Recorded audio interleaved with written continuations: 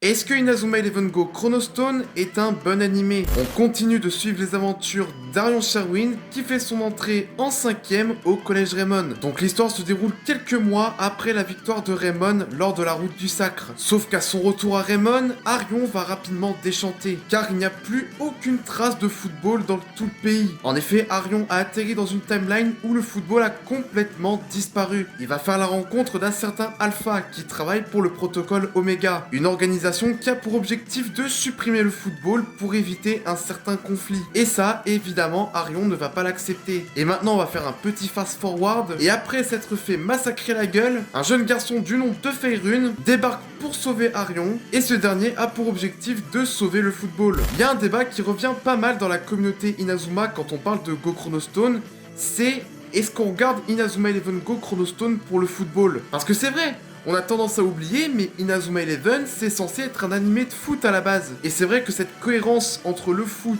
et l'aspect fantasy, il prend de plus en plus d'ampleur dans Go Chronostone. Par là, ce que je veux dire, c'est que dans les 3 premières saisons, il y avait justement un équilibre entre le foot et l'aspect RPG. Et depuis la première saison de Go, qu'on a déjà pu évoquer précédemment, c'est vrai que le côté RPG prend plus d'ampleur sur le côté footballistique. Et dans le côté est-ce qu'on regarde Inazuma Eleven pour le foot, ça explique surtout que dans Go Chronostone, il y a énormément de mécanique. En fait, le problème c'est que Go Chronostone a essayé de s'éparpiller dans plein de trucs, comme notamment les Miximax, les armures et les voyages spatio-temporels. On a l'impression que l'animé a essayé de piocher un peu partout et d'avoir fait un espèce de cocktail qui, à certains moments, peut être indigeste. Et notamment le rajout des Miximax plus des armures, en plus des esprits guerriers qu'il y avait déjà dans la saison 1 de Go, ça rajoute encore plus de lenteur. Sinon, en vrai, Go Chronostone, c'est l'une des 3 meilleures saisons d'Inazuma Eleven qui n'ait jamais existé, vraiment. Parce qu'en termes de scénario, même si c'est complètement incohérent et des fois c'est le full bordel, au moins ça a le mérite de te tenir en haleine jusqu'au bout, quoi. Et les nouveaux personnages aussi dans Go Chronostone, ils sont